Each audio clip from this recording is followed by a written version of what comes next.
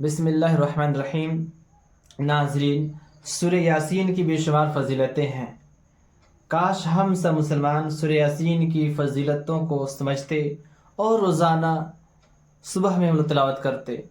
Video को सदक़े जारिया समझकर ज़्यादा से ज़्यादा शेयर करेंगे ताकि लोग इससे इस्तिफ़ादा हासिल कर सकें। आइए उसकी फ़जीलत के बारे में सुनते हैं।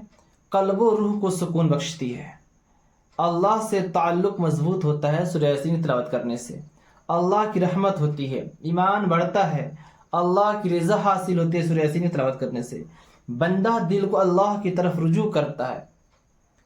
सबसे बड़ी बात यह है कि ईमान पर ख़ात्मा होगा सूरह यासीन की तिलावत करने से।